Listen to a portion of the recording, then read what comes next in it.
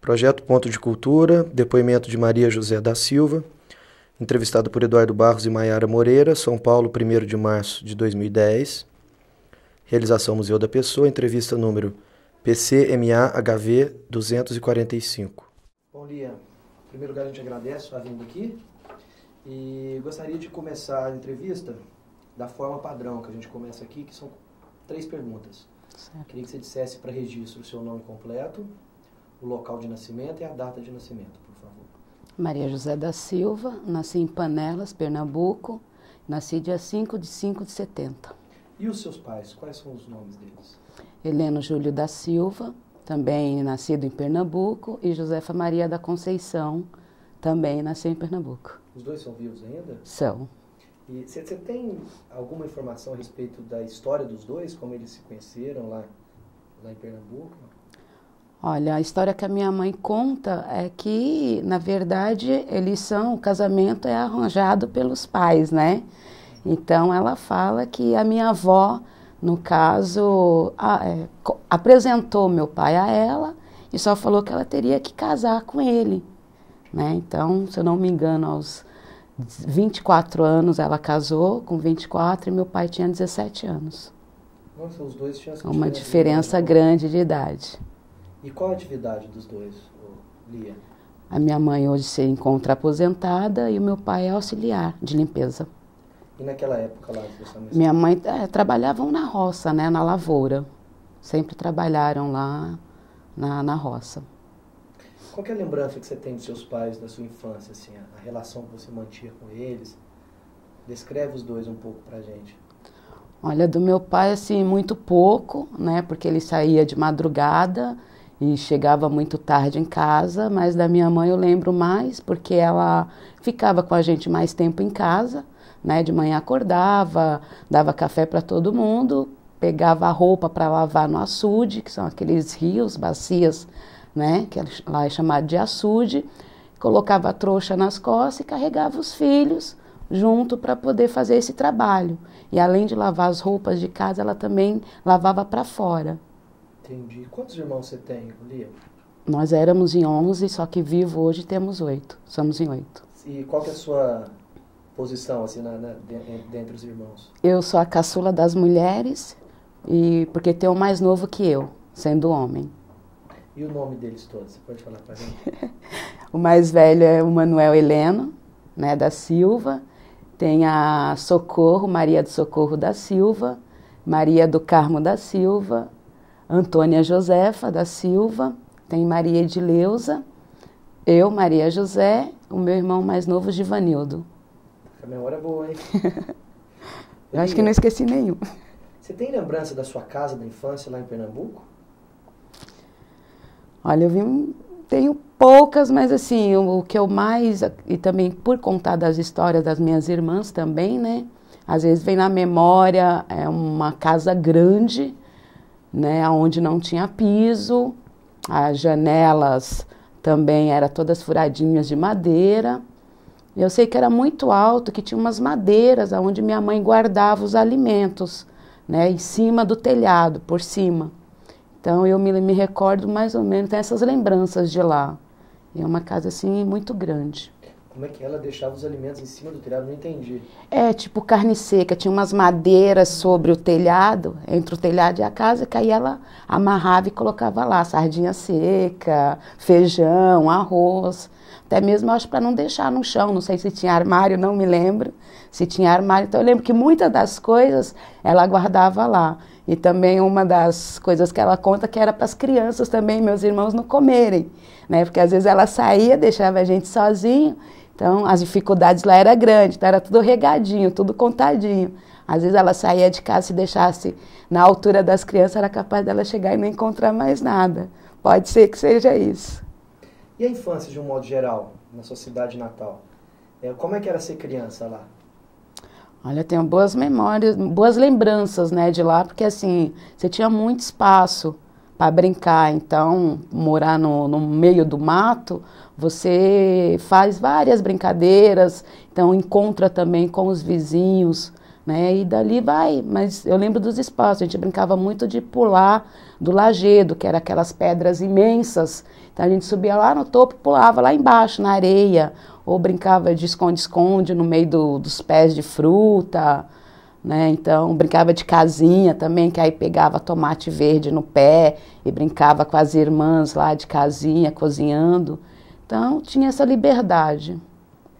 Quando você se lembra da sua infância, dessas brincadeiras da sua casa, qual que é uma recordação querida que você tem especial dessa época? Um episódio, ou uma pessoa?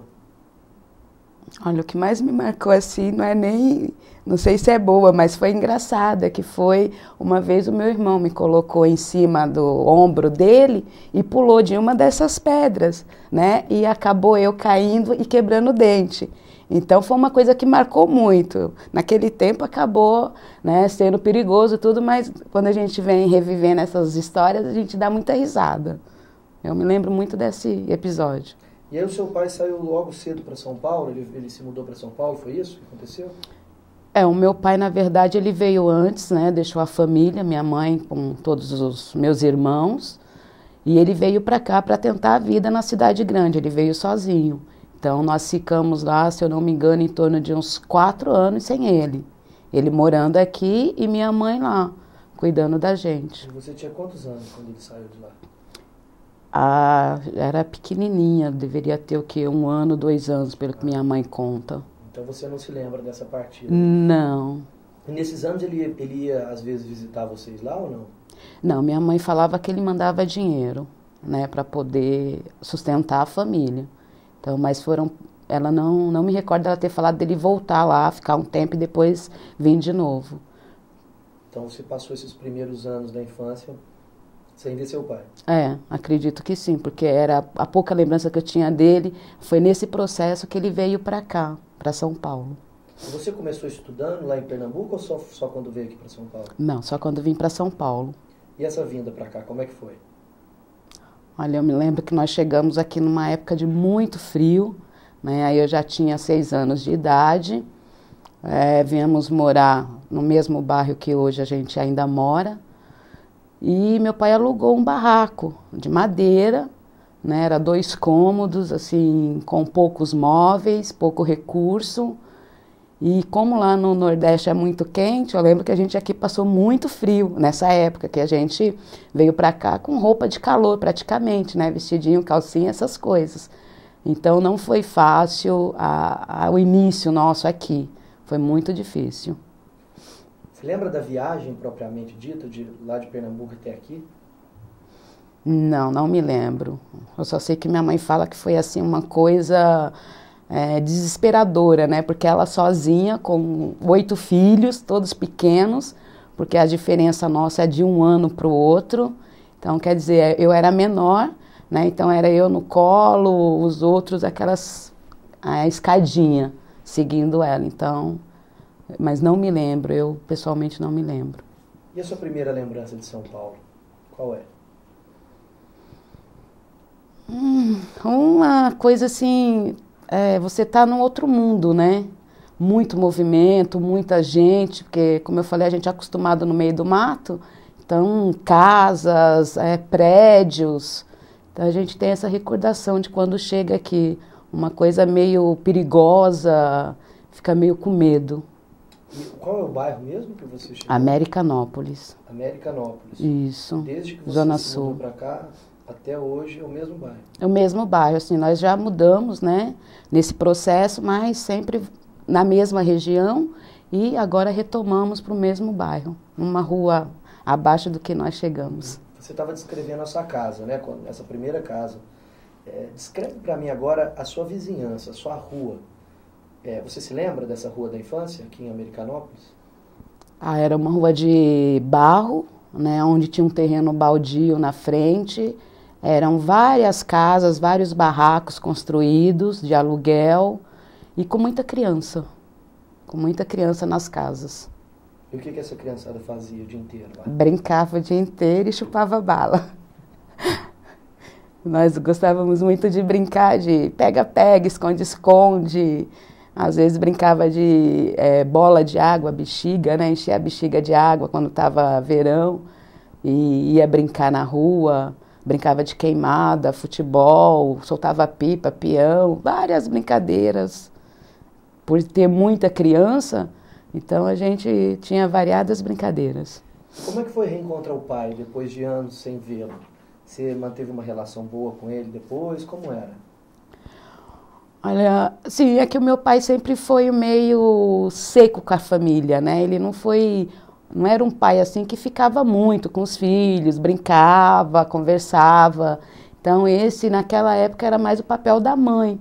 Então o pai a gente só via mesmo cedo, né, ou na hora de dormir. Então não tinha muita conversa. Mas assim, foi bom estar de volta, né, de encontro com ele, que ali estava a família completa, né, mãe, pai e os irmãos. E como é que vivia todo mundo isso na sua casa? Todo muito apertado? Não muito, assim, no convívio durante o dia, não. Agora, para dormir era complicado. Porque eu lembro que tinha 2 camas de casais. Uma era do meu pai e da minha mãe, né? E o outro era para todos os filhos. Então, numa cama de casal dormia 6 pessoas. 3 para baixo, 3 para cima. E até mesmo a gente utilizava essa cama por conta do frio, né? Porque aí um pertinho do outro esquentava mais. E aí não sentia também tanto frio. E aí, aos poucos, como é que foi? Vocês foram comprando mais cama depois, quando as crianças foram crescendo? Assim, depois, com o tempo, o meu irmão mais velho já começou a trabalhar, né? Deve ter começado com seus 12 anos de idade. Ele ajudava a vender travesseiro, que o meu pai também aqui vendia travesseiro. Então, ele ajudava o meu pai a vender travesseiro na rua. Aí foi se melhorando as condições, mas eu me lembro que nós passamos ainda dormindo junto na cama até velho já. Aí depois, lógico, né, os homens cresceram, então os homens eram separados das mulheres, mas as mulheres até os seus. Me lembro que até os meus 13, 14 anos ainda dormia junto com as minhas irmãs. Na mesma cama. E na mesma casa de quando você chegou? Não, aí nós já morávamos em outro local. Tá, e a sua mãe, você disse que tinha muitas crianças que ficavam na rua brincando, então você teve uma educação livre, se sua mãe deixava vocês saírem para brincar na rua, como é que era essa relação de mãe e filha? Minha mãe sempre deixava, porque era assim, a rua era de frente para casa, né? Então ela não se preocupava muito, porque da janela que ela olhasse ou da porta, já avistava ali todo mundo ali na rua correndo. Então ela sempre deixou a gente à vontade para brincar, até porque não tinha espaço dentro de casa, não tinha quintal. O único espaço que a gente tinha era a rua. E também se ficasse em casa aquelas crianças todas, deixava ela doida. Enlouquecia. Você lembra de alguma arte que você fez nessa época? Alguma estripulia? Várias. Específica, assim? Olha, eu sempre, na minha família, elas falam que eu sou o jeito moleque. Sempre gostei de brincadeiras de menino, né? Então, soltava muito pipa, brincava de bolinha de gude, peão. Hoje eu tenho uma cicatriz na perna que eu estava rodando o peão e aí bateu na minha perna e cortou. Tem uma cicatriz aqui em cima também na sobrancelha, que foi jogando futebol com meus irmãos. Eu fui segurar a trave, eles bateram com um bloco e o bloco estourou e bateu, cortou a testa. Então tem várias cicatrizes por aí. A cicatriz conta as histórias. Conta. Né? E, Olia, quando é que a escola apareceu na sua vida? Eu tinha 8 anos de idade, né, porque eu completo aniversário em maio, então teve uma época que no meio do ano não se matriculava, era com 7 anos completo, ou eu no caso entraria quase com 8 anos, né, na escola. Então eu comecei com 8 anos, aqui mesmo em São Paulo. Qual que era o nome da escola? Vicente Hall. Lá em Americanópolis? Isso. Nesse começo de vida de estudante, qual que era o sonho que você tinha? Você consegue lembrar? O que você queria ser quando crescesse? Com o que você sonhava? Olha, eu sempre falava que queria ser professora, né? Então, até porque talvez hoje eu entenda mais o motivo, tanto é que hoje eu estou fazendo pedagogia, né? Naquele tempo falava porque eu achava bonita a profissão de ser professora. E também, talvez, para não agir das formas que os professores agiam também, né? Que era muito castigo, muitas coisas que eu não concordava. Então, eu, quando criança, queria ser professora. A escola era perto da sua casa? Era, a escola era próxima, eram 2 quarteirões, na rua de cima, praticamente, do lado, E a pé facinho. Isso, não, aí eu ia a pé, minha mãe não precisava levar. E o que eu me lembro assim também, na época da escola também as dificuldades, né? Tanto por roupa, né, como eu tinha falado no início, que não tinha muita roupa, então a gente usava muito roupa que os outros nos davam. E também na questão de material, porque naquela época também era tudo comprado pelos pais. Então eu me lembro que para mim estudar, eu tinha que esperar minha irmã chegar da escola para me poder pegar o material dela, caderno, lápis, borracha, para poder ir para a escola. Qual que era a matéria que você mais gostava? Matemática. É? E teve alguma professora que foi uma professora marcante, especial na sua vida? Teve, só que assim, eu não vou recordar nome, agora eu não me lembro do nome dela, mas assim, ela sempre incentivava, né, sempre me incentivava a estudar, porque falava que era só estudando que a gente ia ter uma vida melhor, que não sei o quê, então eu sempre tomava os conselhos dela, e ela sempre me ajudava quando eu tinha alguma dificuldade na escola, não só na matéria dela, mas em outras. E as amizades na escola, Lia? Você guardou alguma amizade dessa época ou teve alguma amizade especial para você nesse começo de vida escolar? Teve. Eu até hoje ainda encontro com várias amigas minhas, né, que estudaram, não ou comigo na mesma sala ou propriamente na escola. Até hoje nós somos amigas, já todas mães de família, mas continuamos ainda com a amizade. Você ficou muitos anos nessa mesma escola, né, no bairro? No Vicente Hall eu fiz até a 5ª série, parei, né, mudei na verdade, fui transferida para um outro colégio próximo ali no Jardim Miriam, que é o José Nascimento. Aí lá eu fiz até a 6ª série, até os meus 12, 13 anos, aí depois eu parei de estudar, para começar a trabalhar. E como é que foi esse trabalho, começo de trabalho? Você trabalha onde? Na verdade, eu trabalho já desde os meus 8 anos de idade, né? Que eu ajudava minha mãe numa banquinha de doce, vendia bala, chocolate, essas coisas. E aí com 12 anos, na verdade, eu fui para um serviço mesmo, que teria salário, né? Uma ajuda para poder complementar a renda familiar. Então vamos por parte. É. Esse começo de trabalho aí, ajudando a mãe, era nessa banquinha. Onde ficava essa banquinha? Essa banquinha, ela ficava de frente, porque aí era na época que o meu pai morava num depósito de material, que ele trabalhava nesse depósito, né? Fica ali na Avenida Cupecê. Então ele tomava conta e tinha uma casinha no fundo que a gente morava. E ali mesmo minha mãe colocou, como era uma avenida principal, aí minha mãe montou uma banquinha de doces para poder ter um dinheiro a mais, para a gente poder se virar melhor. Então, nessa época, com mais ou menos 8 anos de idade, você já tinha mudado daquela primeira casa? Já. Você morava lá nessa casinha do depósito? Morava nessa no depósito. Lá, na verdade, a gente deve ter ficado uns 2 anos nessa outra casa, na primeira, quando nós chegamos aqui. E aí você ficou ajudando sua mãe lá nessa banquinha em frente, que vocês moraram lá há quanto tempo? Olha, lá nós ficamos em torno de uns 4 anos. Foi o período que seu pai trabalhou lá? Isso, no depósito. Depois, no mesma profissão, o mesmo dono, nós mudamos para uma outra rua da mesma região, que seria na Vila Clara, que também seria depósito de material também com uma casa onde nós morávamos e não pagava aluguel, né? Então, e lá também eu ajudava a minha mãe, ela também é uma vida meio que cigana, né? Sempre procurando ajudar também no orçamento. Aí a gente vendia milho. Ela cozinhava milho, fazia pamonha, e eu ficava ajudando por conta de dar troco, que ela é alfabeta, né? Então ela ajudava ela no troco, que ela não sabia. Uhum. E aí com 12 anos você disse que foi o seu primeiro emprego, você ganhava um salário. Isso. Onde era esse emprego? O que era? Era numa casa de família, eu fui trabalhar de babá. Uma amiga da minha mãe trabalhava de doméstica e ela falou que estava precisando a patroa dela estava precisando de uma pessoa para poder ficar com as crianças, que seria mais acompanhante, né? Hoje a gente fala babá, mas naquela época, com 12 anos, seria mais acompanhante das crianças.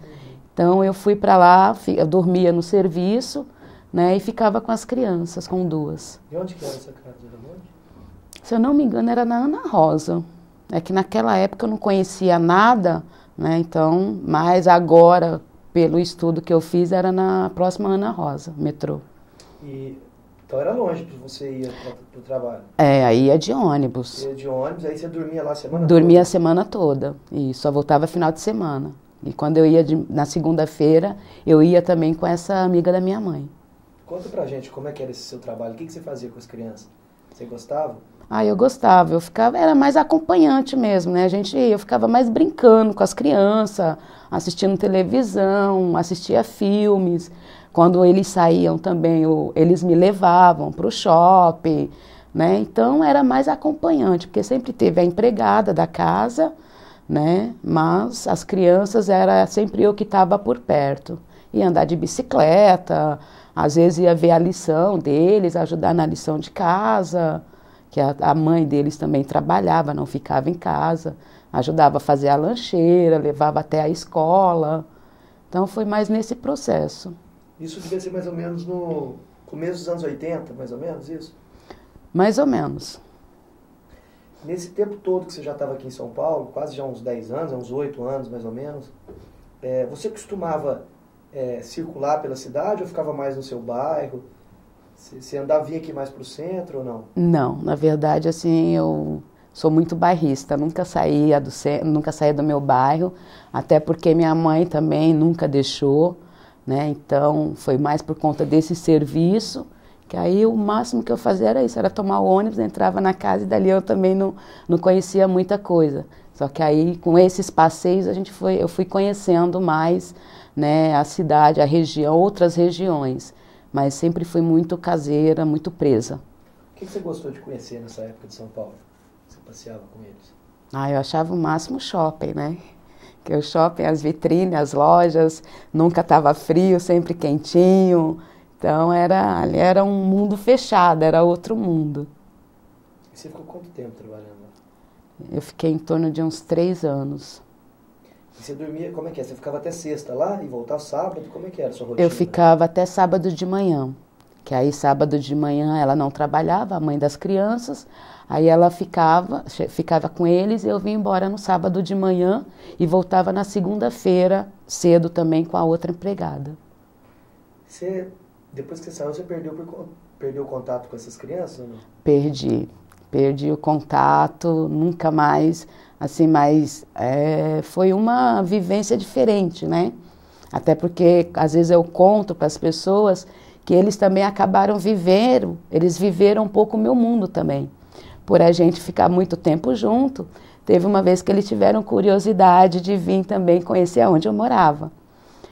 De tanto falar, que eles perguntavam, né? Já eram criança de 6, 7 anos, então eles perguntavam, como que é onde você mora? E que não sei o que você fez final de semana?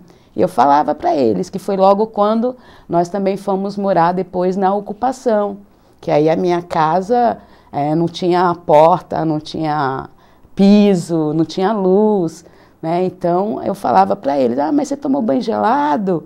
Falava, tomei, não, quero conhecer. Aí da curiosidade, eu conversando também, a mãe teve a confiança, né, de deixar as crianças virem comigo, eles vieram conhecer onde eu morava. Então, eles viram uma outra realidade do mundo que eles viviam, né, mas nem por isso eles, assim, também adoraram. Acabou quase que querendo ir todo final de semana para poder ficar lá comigo. E o que você fez com eles nessa visita que eles fizeram lá? Comeram bolinho de feijão com farinha. Eu também trazia para casa claras, né, de ovo, porque a gente fazia gemada para eles e eles não utilizavam a clara. E a clara que eu trazia, eu fazia suspiro em casa, para a família. Aí com a clara eu fiz o suspiro, mostrei para eles comeram também. Então brincaram no barro, coisa que eles não conheciam, de mangueira, né, no meio da viela. Brincaram com várias crianças. Então, eles viveram ali uma liberdade. Então, segunda-feira, ninguém queria ir embora para casa. Queria continuar ali. Eles passaram o final de semana lá? Passaram. Depois desse, teve vários outros também, que sempre que a mãe deixava, eu trazia. Eles, assim, tinham muita história para contar ali da onde eu morava. Lia, e você, então, pelas contas aqui, você parou de trabalhar nessa casa, você já estava mais ou menos com uns 15 anos, né? Isso. Como foi a sua entrada na adolescência? Como foi a sua vida de adolescente? Namoro, amizade, mudando a cabeça, o jeito de ver as coisas? Olha, eu já com aproximadamente 15 anos, né, nessa idade, eu também já saí de lá e já fui trabalhar, né, em outro local. Então, aí eu já fui trabalhar na área de comércio, que era uma loja, né, e não tive muito, o que eu tive que aproveitar, eu aproveitei enquanto criança, porque depois na adolescência já foi mais responsabilidade mesmo. Então, quando eu comecei nesse comércio, era praticamente período integral. Então, das 8 da manhã, ia chegar em casa às 8 horas da noite. Tinha pouco tempo. Minha mãe, como disse, ela não me deixava muito, já mocinha, né? Então, não me deixava muito na rua. Tinha poucas amizades, né? Não era muito de sair.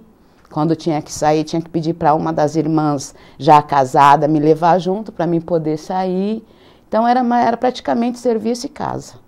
Aí também já veio também com os problemas, né, com meu pai, que ele é alcoólatra, então já começou também as dificuldades financeiras nessa época, porque quando foi para nós morarmos nessa ocupação, a maioria das minhas irmãs já casaram para não ter que ir para lá. Aí sobrou eu, meus 2 irmãos menores, né, e uma outra que já estava de casamento marcado. Aí chegando lá também, ficou só eu e as crianças e minha mãe e meu pai. E praticamente eu que sustentava a casa, então já não tinha, já era uma responsabilidade maior. Então já era mais essa coisa de serviço e casa mesmo, não tinha muito lazer. Que comércio era esse que você trabalhava? Comércio? É na loja ali Postiche. Comecei lá no Shopping Ibirapuera como estoquista. E você trabalhou lá muito tempo? Trabalhei, fiquei lá até os meus 17 anos. Em torno de uns 3, 4 anos. Quando sobrava um tempinho, se é que sobrava de vez em quando, o que era o prazer que você tinha? Eu dava uma fugidinha, até fugir assim, escondida mesmo de minha mãe. Era pro salão que tinha lá perto de casa mesmo, um baile, né? Então meus irmãos todos frequentavam, mas aí minha mãe não deixava eu ir. Ele já, por ser homem, né, tinha uma liberdade maior. Então, aí teve uma vez que eu fugi junto com meu irmão, falei que estava na casa de uma amiga, mas acabei indo lá para esse salão. Então, era a única diversão assim que eu tinha. Me lembro que eu fui lá umas 3, 4 vezes, que era matinê no domingo à tarde, das 5 até as 8 da noite. E o que você fazia? Você dançava muito lá? Dançava bastante. Você lembra das músicas que tocava? Ixi, era do tempo do Michael Jackson... Era samba rock, no tempo do New Wave também, né? Tinha vários ritmos. Eu peguei ainda aquele tempo do Menudo. São várias lembranças. Você arrumou um namorado lá ou não? Lá não. Na verdade, assim, eu encontrei, né, com um que eu já gostava, que foi o meu primeiro marido. Eu encontrei, na verdade, lá no salão, mas já conhecia já por morar próximo à rua. Então a gente meio que marcou o encontro no salão. E deu tudo certo? Deu, porque a gente acabou namorando, né? Aí depois passar alguns meses ele foi me pedir namoro pro meu pai. Aí acabamos depois de 1 ano, mais ou menos, 2 anos de relacionamento, a gente nos casou. Certo. Antes da gente tratar da sua vida já adulta, né, do casamentos, etc., eu queria fazer um parênteses, voltar para a gente dar um especial destaque para essa sua chegada na ocupação, ainda na infância. Certo. Como isso aconteceu na sua vida? Olha, na verdade, assim, a gente, antes de ir para a ocupação, a gente estava passando por muita dificuldade, né? Morava de aluguel, né? Como eu disse, o meu pai, já com os filhos grandes, acabou meio que deixando de lado essa responsabilidade de ter que bancar, né, os filhos, então acabou gastando dinheiro mesmo com bebida, com essas coisas. Então a gente se viu numa situação muito difícil. Então meus irmãos, alguns deles já trabalhavam, né, 2, Só que mesmo assim o orçamento era muito pequeno para uma família tão grande. A despesa era muito grande, era aluguel, era água, luz, era material escolar, era roupa para todo mundo. Então acabava a gente se privando de algumas necessidades básicas, né, como alimentação. Então quando meu pai optou para vir para essa ocupação, eu achei que seria legal pelo fato de não ter que pagar aluguel, né, que aí seria um dinheiro a mais que sobraria para poder suprir essas necessidades. Então eu não achei ruim. Essa ocupação ficava onde? Aí volta lá para a mesma região, lá em Americanópolis. E como é que seu pai ficou sabendo dessa ocupação? Como é que...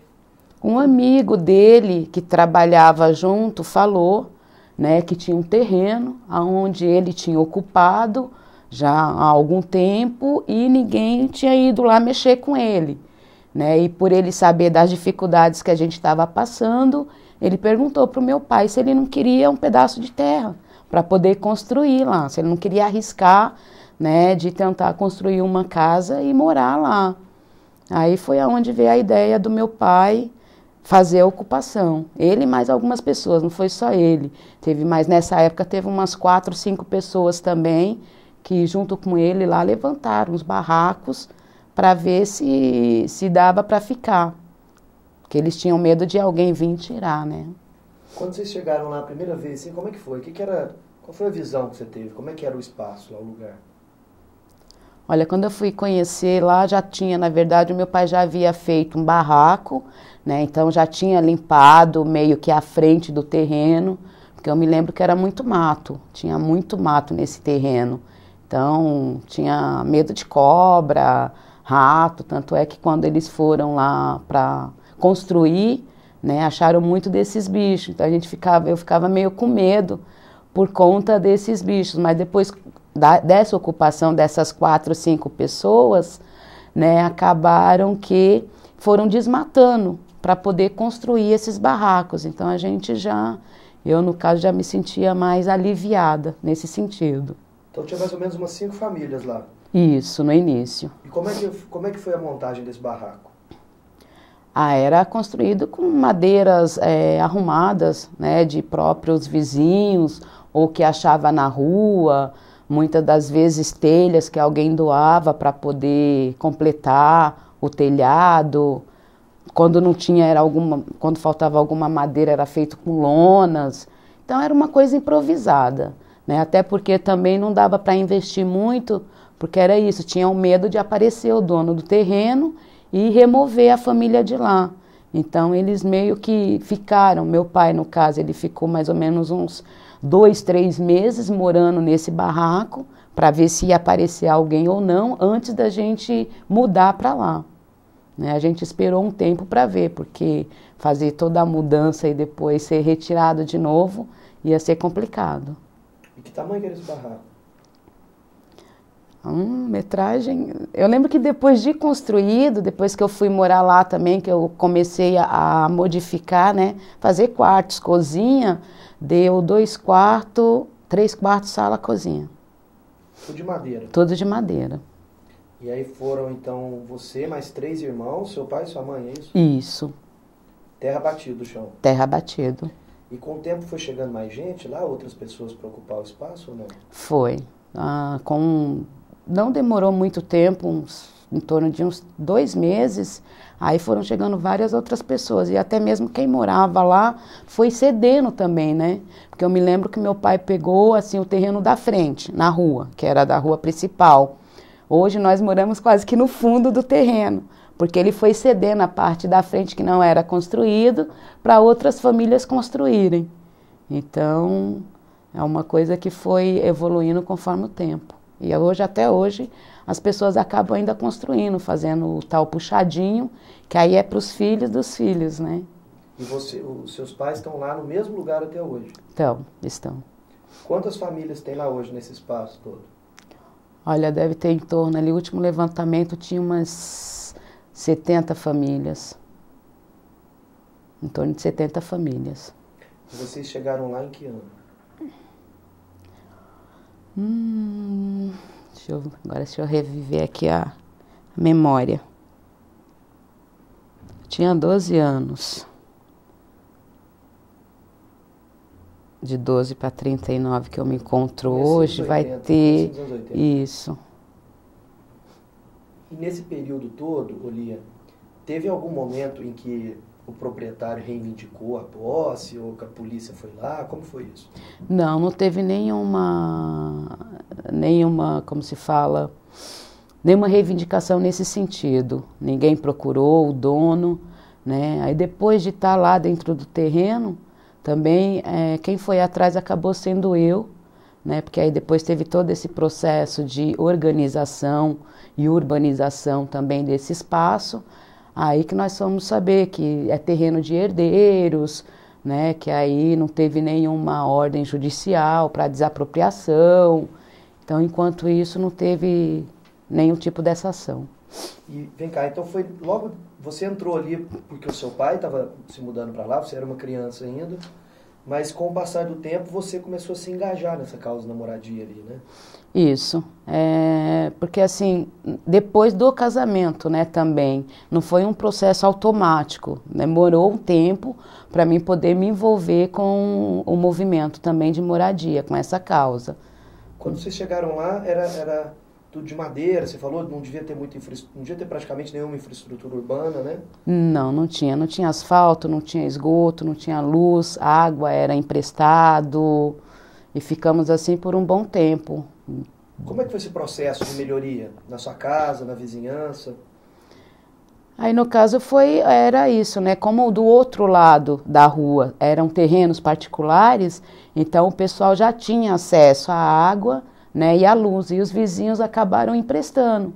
Então puxava-se lá a água, a encanação de um vizinho e acabava dividindo essas contas. Mas isso teve um processo, demorou aí em torno de um ano e meio. Porque eu me lembro que a gente passou muito tempo assim, à luz de candeeiro, vela, tomando banho gelado, né, ou esquentando em fogão. E depois, com o tempo, aí depois, como cresceu muito, não dava para os vizinhos também, né, cederem luz e água para todo mundo. Aí foi onde se organizaram as pessoas para poder reivindicar isso na prefeitura, né? Então foi feito o pedido à Eletropaulo, à Sabesp, e aí aos poucos eles foram colocando, quem morava no começo da rua teve acesso. E aí no caso esse que tinha acesso no começo da rua ia passando para os de trás, né? Um ia puxando a encanação e a fiação dos outros. Vocês foram logo os primeiros, que vocês eram os pioneiros lá. Isso, tanto é que até hoje minha mãe, o registro de água da minha mãe é dela e de mais de 28 famílias, tudo junto, um registro só. Né? Então agora que nós conseguimos, tem 6 meses atrás que nós conseguimos a conquista aí de cada um ter o seu relógio separado. Mas mesmo assim ainda tem o quintal da minha mãe, onde moram meus irmãos, que a gente fala que é o condomínio fechado, né? Tenho 7 casas lá no quintal da minha mãe, é todo da família. E aí o relógio também praticamente tem algumas ainda que usam, minhas irmãs. Nossa, então o quintal da sua casa é grande. Tem 7 casas no tem quintal? 7, na verdade foi construído uma casinha em cima da outra, né? Então os irmãos que eu falo que fugiram, né, naquela época para não morar, hoje eles vieram tudo correr atrás, Então eles moram minha 2 irmãs, meu irmão e o sogro do meu irmão também, a sogra do meu irmão, mora em cima. Você falou que quando chegou na sua casa, aos pouquinhos você foi fazendo algumas mudanças, aumentando aqui. Como é que foram acontecendo essas melhoras na sua casa? O que vocês foram reformando, ampliando? Olha, primeiro foi assim, a preocupação com portas, né, janela, porque não tinha, então ficava ali com os panos pendurados e até mesmo questão de segurança, né? Então eu me lembro que na hora de comprar esses materiais foi uma das prioridades, era a porta e janela.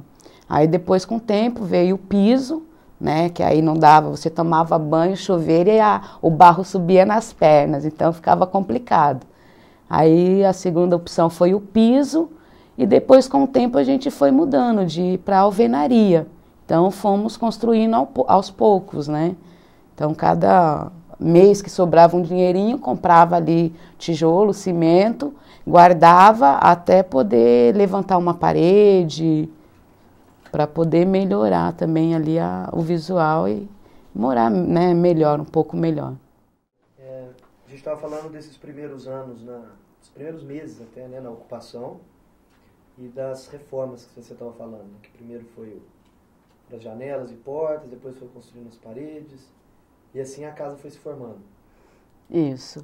Aí, no caso, a gente, quando eu falo a gente, né, eu e minha mãe, a gente deixava de comprar algumas coisas para poder terminar também a casa, né, para a gente poder ter condições melhores, pelo menos para dormir, né, porque eu me lembro que ela é alta, então fazia muito frio. Então, por ser de madeira, ter vários buracos, várias brechas, a gente então ia escolhendo os cômodos para estar melhorando. E aí os primeiros eram os quartos, né, para poder ver se diminuía também a questão do frio também para a gente. Até que tudo ficou mais ajeitadinho. Isso, assim, nós não conseguimos, eu lembro que eu não consegui deixar a ponto de laje, né, quando eu saí de lá ainda era com telha. E eu lembro que assim, as telhas ventavam muito, mas aí com o tempo depois o meu pai acabou colocando, tampando com cimento, que aí deu uma melhorada. Hoje em dia já é bem, já modificou muito, né? Porque em cima dessa casa em qual nós morávamos já foi construída outra, já tem uma outra na frente, então teve uma modificação muito grande. E aí nesse meio tempo você começou o seu namoro, né? Agora voltando lá as escapadas pro salão. Certo. Você estava lá na ocupação e aí você começou também o seu primeiro namoro.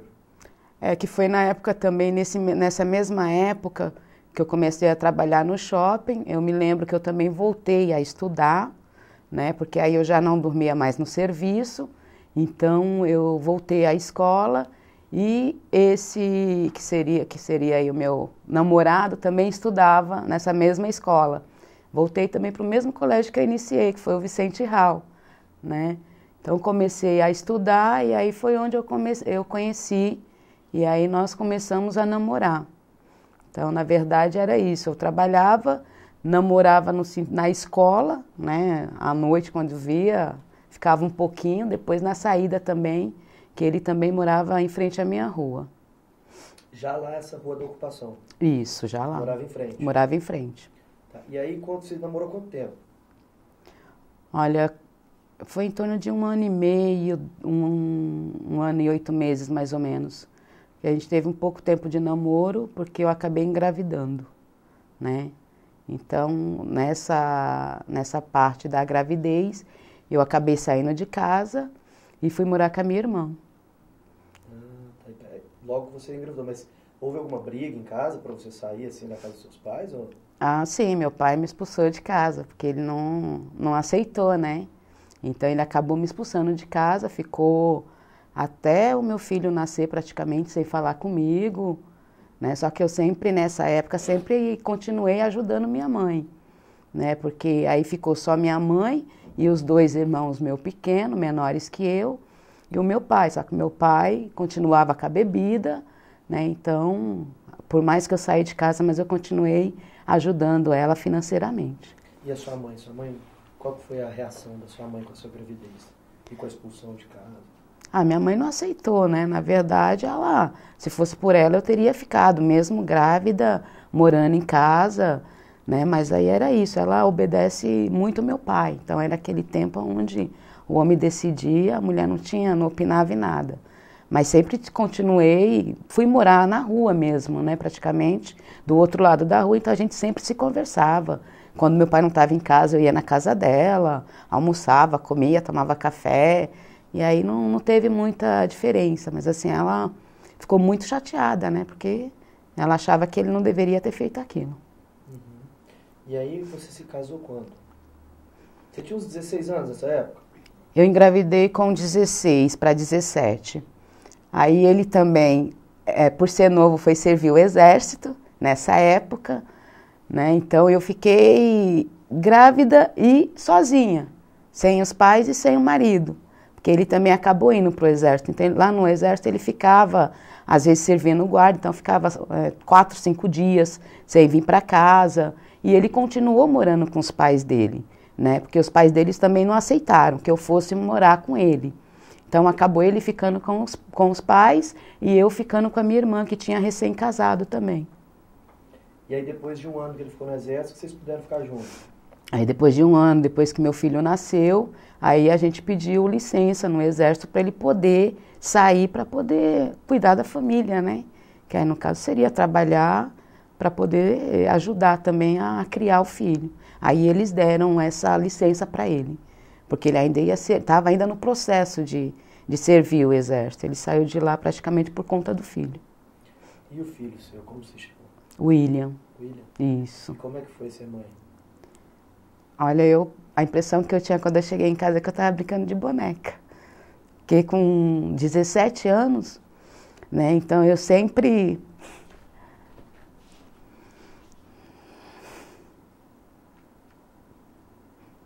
cuidei dos meus irmãos, mas quando você vê assim aquela criança, uma responsabilidade só sua, eu não caiu a ficha assim na hora.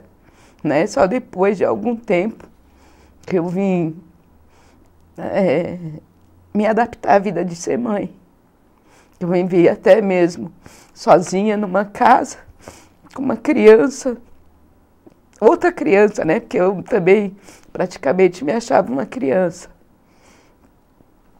Mas serviu para crescer na vida, para aprender, para ter responsabilidade. Eu acho que eu já tinha naquela época e não me arrependo. Não me arrependo. Você morava com a sua irmã ainda? Quando ele nasceu, não. Quando ele nasceu, no caso, né, o meu marido já havia saído do exército, que foi quando ele foi me buscar no hospital. Aí ele já tinha falado com os pais já tinham cedido um cômodo no quintal onde eles moravam, para a gente poder ficar junto.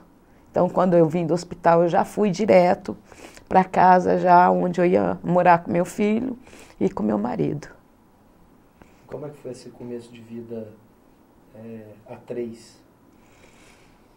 Não foi ruim, né? Porque você acaba também tendo ali a sua privacidade, você acaba tendo a sua liberdade, você tem que aprender a fazer as coisas sozinha, né, ou dividindo, no caso, com a outra pessoa, mas para mim não foi ruim. Foi uma fase onde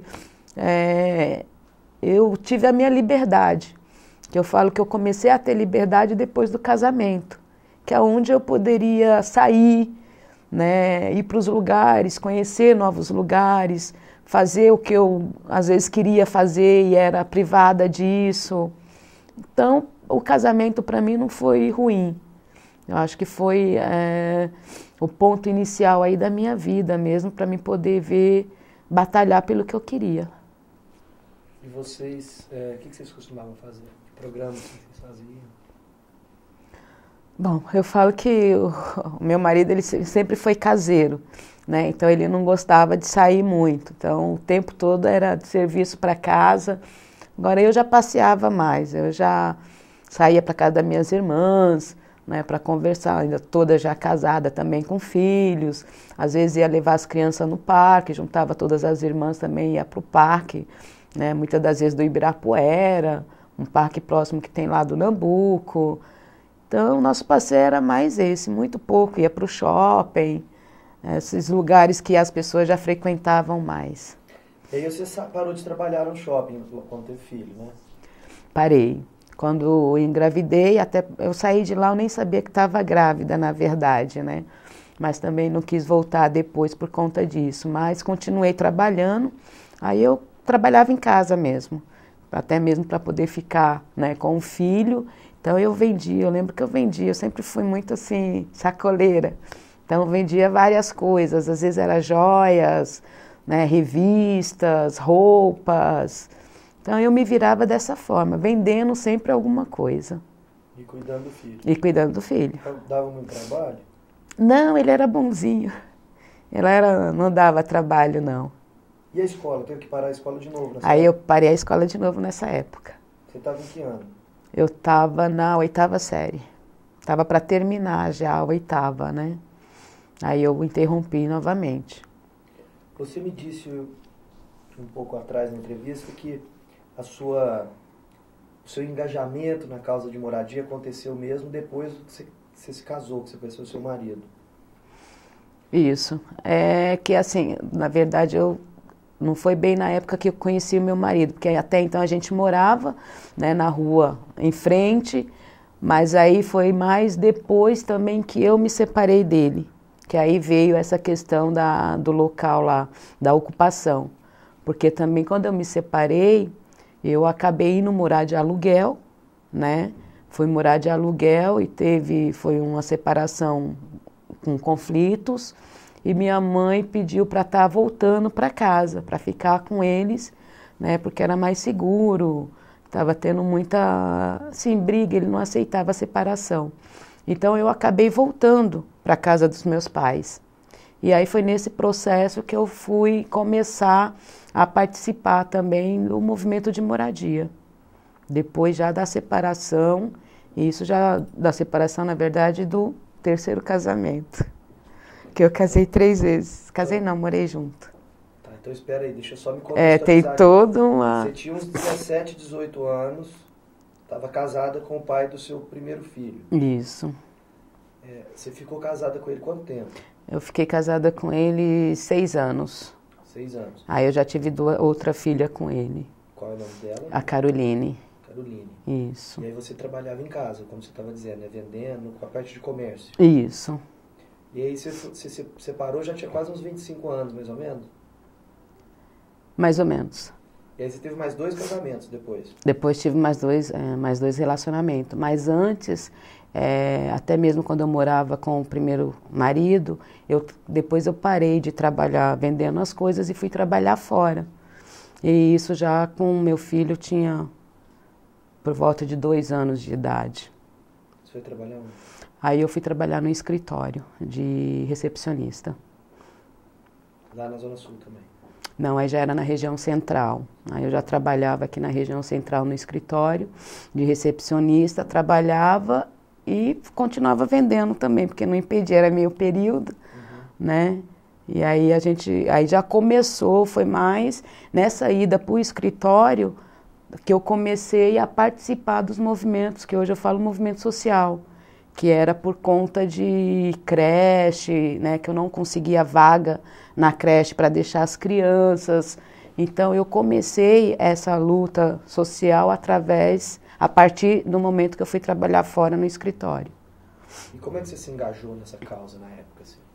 Eu lembro que nós tínhamos lá uma organização de mulheres, que tem o nome de UBM, União Brasileira de Mulheres, né? Então, essas mulheres, elas reivindicavam vagas em creche. Foi aonde eu comecei, porque aí eu já com 2 filhos, né, e precisando trabalhar, e aí não tinha vaga e não tinha como pagar uma escolinha particular.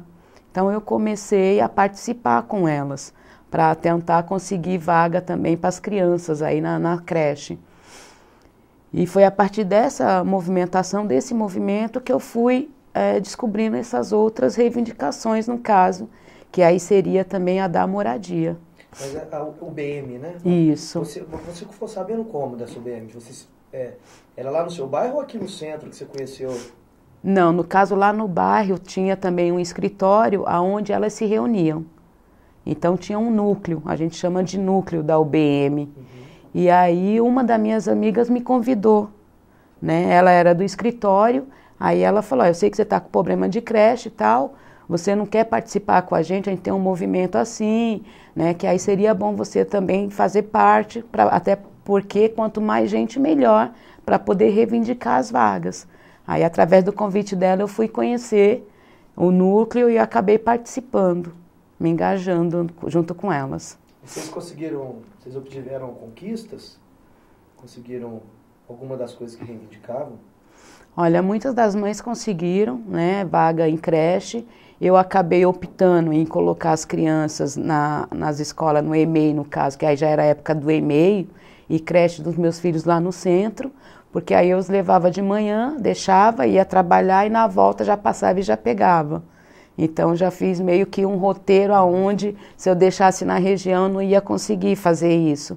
Então eu consegui lá no centro essas vagas. Mas as outras mães também conseguiram lá. Entendi. Então você entrou para o movimento social pela porta aí das causas das mulheres, Isso. etc., né? Com 20 e poucos anos. Isso. E aí depois você teve mais 2 relacionamentos. Foi depois do terceiro relacionamento que você morou com seu marido lá que você voltou para casa. Depois do segundo. Do segundo? Do segundo, é.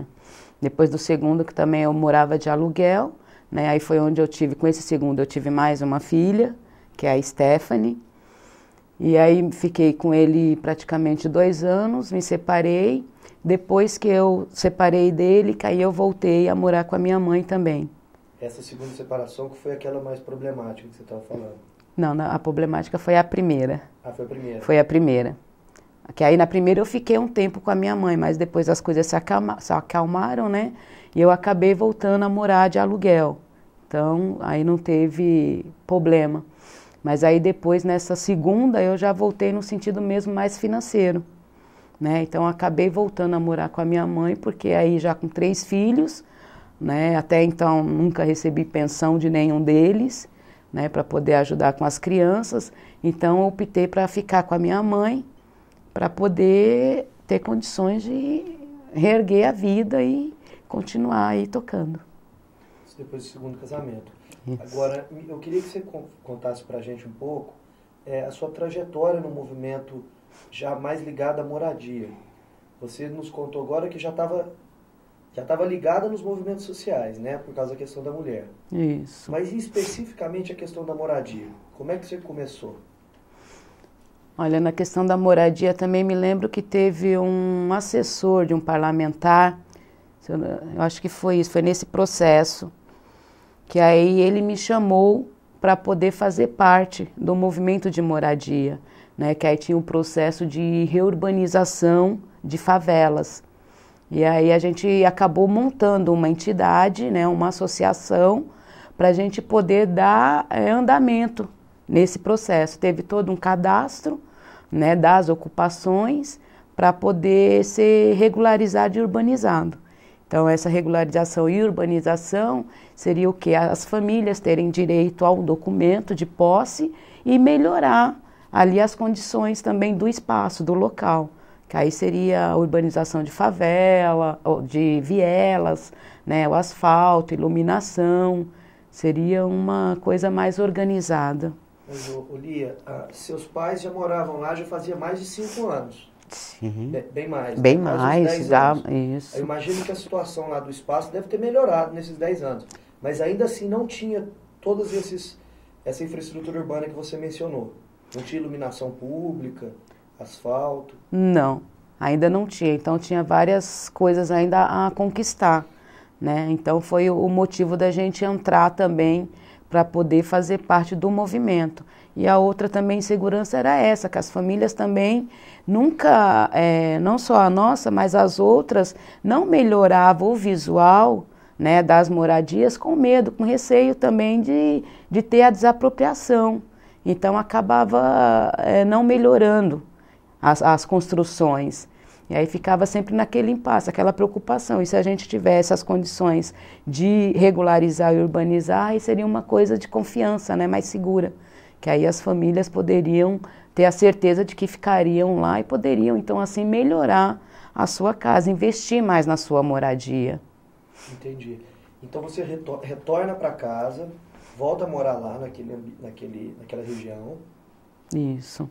E como que esse assessor apareceu aí na sua vida? Ele estava lá visitando o lugar? Como é que foi essa história? Não, na verdade é que a gente se encontra em várias atividades, né? Por participar de reuniões, né? Então a gente tem acesso também, porque eu lembro que da UBM também eu comecei a participar também do movimento político, um partido político. Então uma coisa você vai conhecendo, vai desencadeando. Então esse parlamentar foi também em uma reunião que eu participei, né? E acabei conhecendo. E aí a gente acaba, por ser um parlamentar, né, você acaba indo atrás para ver no que eles podem estar ajudando. Então eu acho que foi nessa parte que aí a gente casou essa questão da moradia com a questão do parlamentar. Então você que capitaneou essa relação entre a sua comunidade e o poder público. Isso. Assim, eu falo que a liderança política, né, vamos se dizer. Eu não falo política por causa que a gente sempre precisa, né, tem que participar da política. Então, lá na região, eles me conhecem como uma liderança política. Tudo que eles precisam até hoje, eles vêm atrás de mim para poder dar andamento, dar encaminhamento para as questões, tanto na área de saúde, educação, não só da moradia, né? E como é que foi esse início do processo de urbanização ali? Nós fizemos a reunião, que a gente chama de assembleia, né? Então eu convoquei todos os moradores da ocupação, lá mesmo no terreno onde nós moramos, e aí passei para eles o que seria esse movimento, né? O que iria melhorar ali para a gente, na nossa ocupação, na nossa região. Só que aí, para participar desse processo, a gente precisaria ter uma entidade. E aí foi aonde nós criamos a Associação de Moradores, né? Então, a Associação de Moradores teve o mesmo nome que a ocupação, que seria Santa Rosa. A gente deu o mesmo nome para poder ser reconhecida, né? Então, quase que todo mês nós fazíamos reunião para poder passar o processo, a que pé que estava, como é que estava sendo encaminhado. E aí, nesse sentido, a gente teve a proposta de entrar com pedido do uso campeão. Só que aí, para entrar com o uso campeão coletivo, não poderia ficar nenhuma família de fora, das que moram na ocupação. E aí sempre tem um ou dois que acabam não querendo participar, né? Então, nesse processo, a gente acabou parando. Então, teve um tempo que a gente ficou sem reunir, né? Eu avisei para as famílias também que não dava para dar encaminhamento naquele processo por conta de algumas famílias que não aceitavam, porque o fato de você regularizar a área, eles achavam que iam ter que pagar a água, o mesmo valor que todo mundo, a luz, IPTU. Então, eles têm muito essa preocupação com o custo, que hoje praticamente são taxas, né, mínimas que eles pagam lá. Então, por conta dessas despesas, eles acabaram, algumas famílias não aceitando. E aí deu uma paralisada aí nesse processo. E como é que você conseguiu contornar isso? Olha, com muita conversa, só que assim, acabou nós ainda não dando entrada no uso campeão, né? Na verdade, ele está escrito, a ocupação está escrita, tem uma lista de espera nessa do projeto da Prefeitura de regularização e urbanização, né? Que algumas, o ano passado, foram aprovadas em algumas regiões e já foram feito esse processo. Só que a nossa ocupação continua na listagem de espera, né? Então, para esse projeto ainda está na lista. Porque a gente ia entrar com o pedido do uso campeão, que seria um outro processo, né? Agora, com esse do uso campeão, a gente não pôde entrar por conta dessas famílias. Se fosse para dar encaminhamento, teria que ser individual, por família. Por algumas não aceitarem, teria que ser individual. Então, as famílias também, e aí o trabalho é dobrado. É melhor você fazer uma coisa com todo mundo do que cada um ter que fazer o mesmo processo sozinho. Entendi. Agora, uma coisa era a parte da regularização, a parte legal, né? Isso. Que teve esses imprevistos, esses problemas. A outra coisa foi a própria urbanização mesmo do lugar. E como é que se deu esse processo de... Que aí se deu através mesmo dessa questão da organização dos moradores, né? Porque aí mesmo não tendo esse projeto, a gente acabou se juntando e pedindo as melhorias, que foi de asfalto na rua, a pavimentação das vielas muitas das vezes foi feita com mutirão, né? Cada morador juntava ali um saco de cimento, um pouquinho de areia e no final de semana fazia-se esse mutirão e também através dos pedidos também da Eletropaulo e Sabesp, que aí a gente tirava uma comissão dessas famílias para poder ir atrás também dessa melhoria.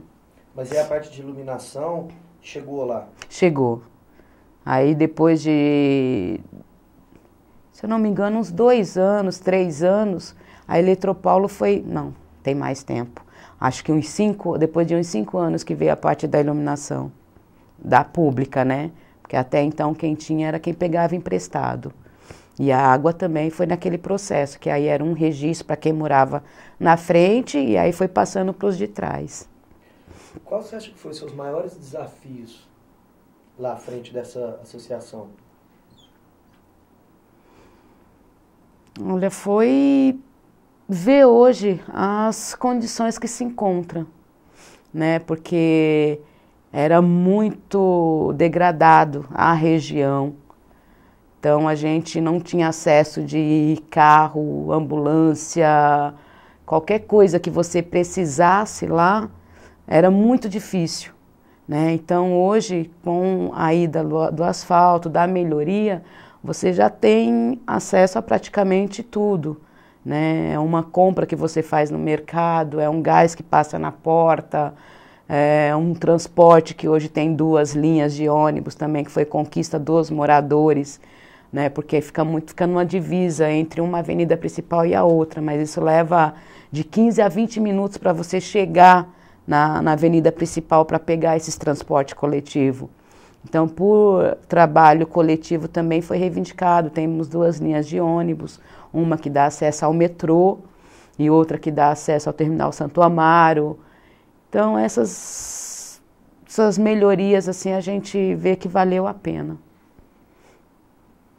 E qual é o maior sonho que você ainda mantém? Assim, qual é o maior desafio, o maior projeto que você ainda mantém dentro desse seu engajamento no movimento de moradia? Ter a casa própria, né? Hoje tem o que 7 anos que nós montamos o MDM, né? Que é o Movimento pelo Direito à Moradia, no que eu faço parte também da coordenação. Então nós temos lá em torno de 10 núcleos do movimento em cada região, Zona Sul, Zona Leste, né, até mesmo Santo Amaro tem 4 ou 5, eu organizo um núcleo desse na região de Cidade Ademar, onde eu moro.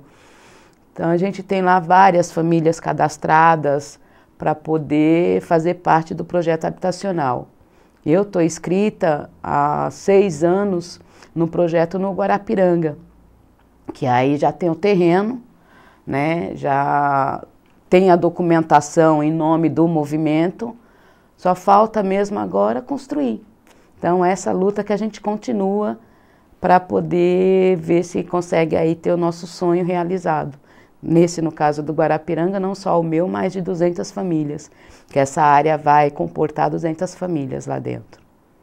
Agora, na ocupação onde seus pais moram hoje, até agora, pelo que eu entendi, eles ainda não têm a documentação. Não tem. Que é esse problema. Continua. Tá num processo legal aí. Porque... Isso. É que, na verdade, é isso. Eu também, né, com o passar dos anos, a gente acaba se envolvendo em várias outras frentes, atividades, responsabilidades. Então, tem coisas que a gente não consegue, né, dar encaminhamento e levar em frente. Então, as pessoas agora que estão retomando, né, outras lideranças lá da ocupação, que estão voltando a esse processo e eles estavam tentando convencer essas outras famílias, né, para poder entrar com o processo novamente. Então tem todo um trabalho aí pela frente para continuar. Mas é igual eles falam lá, né, assim, a preocupação deles está aqui quase sanado, porque já tem, hoje em dia já é o que, quase mais de 30 anos, né, que as pessoas moram lá. Então acho que com essa época aí já não vão ser mais removidas. Mas mesmo assim, 70% das famílias que moram lá ainda querem sim ter o documento em mãos. Ainda pensa em dar andamento nesse processo para poder depois dar continuidade às suas moradias. Entendi. Aí você deixou a casa dos seus pais quando você se casou pela 3ª vez? Isso. Que aí eu já fui já com 3 filhos, né? A casa da minha mãe também ela acabou dividindo para os outros irmãos. Então, na verdade, ela mora hoje em quarto e cozinha. Então já não comportaria eu e mais o novo companheiro e os 3 filhos. Então eu já morava de aluguel. Então, antes de me casar, na verdade, eu já morava de aluguel com os meus filhos, né? Com os 3. E aí eu me mudei, mas tudo ainda próximo da região. Ali perto. Isso, sempre ali, sempre no miolinho. Nunca fui para longe. Uhum. E vem cá, esse MDM, você participou da fundação desse movimento? Participei. 7 anos atrás, foi isso? Não? Isso, ele foi fundado em 2002. Como é que foi a criação desse movimento? É que assim, no qual também eu faço parte da federação, da FACESP, que é uma federação das associações comunitárias do estado de São Paulo, né? Então, o ano passado eu fui eleita como secretária-geral da FACESP, e a FACESP, por ela ser uma federação estadual, então ela trabalha com as entidades municipais. E aí nós já víamos esse trabalho do movimento de moradia. A gente já tinha essa necessidade de estar organizando essas famílias, né? Então teria que ter um movimento para poder dar conta dessa luta. A FACESP, ela carrega todas as bandeiras de luta, a educação, saúde, né, esporte, lazer, e aí faltava um movimento para poder cuidar só da questão de moradia, que aí foi aonde nós criamos o MDM, que aí o MDM ele cuida só da questão de moradia. E aí foi criado, né, nesse sentido, para poder cobrar, né, fazer projetos, organizar a população em prol da moradia, não só da moradia das casas novas, mas também de uma moradia social para todo mundo, né? Melhorar as moradias que já tem, que são muitas ocupações, e aí também o MDM trabalha também nesse sentido da melhoria também das ocupações. Qual que foi, nesses 7 anos de movimento, qual que foi a maior conquista do movimento? Não a sua lá específica lá da primeira ocupação, do geral, do movimento, você achou a maior conquista? Olha, de ter encaminhado já em torno de umas 50 famílias para seu apartamento, né? Teve aí os projetos onde foram contemplados algumas dessas famílias, nossa, que hoje estão pagando um valor simbólico, moram de qualidade, e aí a intenção é essa, né? A gente conquistar moradia para todos, né? Principalmente para os trabalhadores que tanto precisa dela, morar em condições melhores. E você pessoalmente tá em vias aí de conseguir a construção dessa casa na região de Guarapiranga, é isso? Isso, na região de Guarapiranga. Até o ano passado nós tivemos uma reunião com a Secretaria, né, Municipal de Habitação, e aí o que nos passaram é que provavelmente esse ano já se inicia as obras. E é isso que a gente está esperando, né, que aconteça, que realmente, porque a gente já vem com essas promessas já há 7 anos, que vai construir, e até hoje a gente está ainda aí na espera. E quando você voltou a estudar ali? Olha, eu voltei já com meus 25, 28 anos. 28 anos mais ou menos. Meus filhos já estavam maiores, né? Até então eu ainda estava casada, então o pai ficava com eles à noite para mim poder estudar. Então já não teve muita dificuldade nesse sentido. Aí saí do serviço e voltei a estudar. Depois que eu voltei também eu não parei, né? Porque aí eu terminei fazendo o supletivo, que era aí o 2º grau, eu fiz o supletivo, então fiz em 2 anos. E depois do supletivo também eu já engajei já no curso superior. E como é que foi essa emoção aí de conseguir ficar mais próximo daquele sonho da infância de ser professora? Eu na minha formatura, eu parecia uma adolescente, uma criança, né? Que já me formei com meus 32 anos, 33 anos. Então, ainda minha filha, né, a Carol, ainda 17, que hoje tem 17 anos, ela falava, vai mãe, que besteira fazer formatura, deixa de ser, é tão chato que não sei o quê. Aí eu ainda passei, eu falei, imagina, a emoção maior, né, principalmente a minha, com toda essa idade, é saber que eu concluí aqui o 3º ano e que vou batalhar para entrar numa faculdade, né? Então eu tenho mais que comemorar. Eu lembro que eu comemorei muito a minha formatura, né? Tenho assim fotos, várias lembranças muito boas. Só que ainda fiquei mais ou menos 1 ano e meio depois que eu me formei fora ainda, né? Aí veio depois a possibilidade da bolsa para o curso superior. E agora você está em qual ano da faculdade? Já estou no 6º semestre. Termina esse ano. Legal. E Você trabalha, então, você faz parte da associação do MDM, né? Isso. Você tem algum vínculo ainda com aquela outra federação? A FACESP, sou secretária-geral.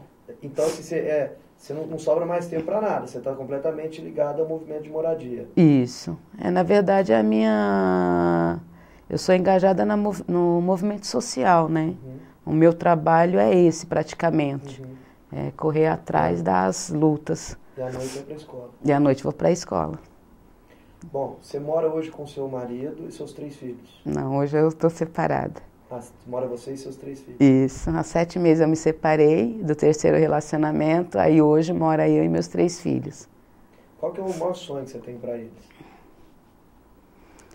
Olha, é que eles estudem, né? Se formem, tenham uma profissão e que conquistem, batalhem pelo uma vida digna, né, onde tenha direito aí à moradia, à educação, à saúde de qualidade, que construa uma família também. Então é o que eu espero para eles. Quando você imagina que deve visitar a sua mãe regularmente, quando você chega lá na casa da sua mãe, o que passa pela sua cabeça se depois dos mais de 20 anos, 30 anos que ela está lá, constatando todas as transformações que aconteceram, tanto na sua casa quanto no entorno, qual é a sensação que você tem ali? Olha, mesmo não sendo a moradia adequada, né, mas eu acho que é o sonho dela realizado. Da mesma forma que eu tenho o meu, ela fala, né, que quem realizou esse sonho dela fui eu, de ter um teto, de ter uma casa. Então, eu me sinto assim realizada. Por mais que eu ainda não tenha a minha, mas pelo menos eu pude proporcionar a ela uma moradia digna, onde não passe frio, né? Onde hoje ela pode dormir com a janela aberta se quiser, né? Porque dá para fechar. Então, é isso. A gente está caminhando aqui para o final da entrevista. Antes de terminar com tudo, eu queria saber qual foi a sua sensação aqui de vir contar um pouco da sua história de vida pra gente. Como é que você avalia essa experiência aqui? Olha, uma coisa que eu assim nunca havia pensado em fazer, né? Que eu acho que vale muito a pena você fazer reviver os seus tempos, né? Porque aí você vai ver o quanto você fez, o quanto você pode fazer ainda. São coisas que a gente acaba deixando de lado e que é tão importante na nossa vida, né? Por várias ocasiões por onde eu já passei, eu nunca pensei em registrar, né? Nada disso. Eu acho que, assim, todo cidadão deveria fazer de vez em quando, né, uma história de vida dele, até para ele poder depois saber avaliar o que ele deixou de fazer, o que ele pode fazer daqui para frente, né? Então, achei assim bacana, vai ficar registrado, né, não só no vídeo, mas na memória também. E daqui para frente a proposta é eu anotar tudo que eu estou fazendo para poder chegar lá na frente, eu poder contar com mais lembranças, talvez para os meus netos, né? Como é que se deu a minha vida, como é que se passou, o que eu conquistei. Eu acho que tudo valeu a pena, né? Uma pessoa que sai do interior sem perspectiva nenhuma, né? Chegar, ter toda essa trajetória de luta e saber que hoje muitas coisas se modificaram, né? Para melhor, que teve muitas conquistas, lógico que ainda falta algumas, mas que se a gente não correr atrás, se a gente não batalhar para isso, a gente não vai conseguir também. Então, eu acho que foi bacana, né? Esse trabalho é bom até mesmo dar continuidade, né? Acredito que vocês façam isso, Achei muito legal da parte de vocês. Então nós três aqui, o Museu da Pessoa, de um modo geral, a gente agradece você, sua disposição, seu tempo e sua generosidade de compartilhar sua história com a gente. Obrigada aí.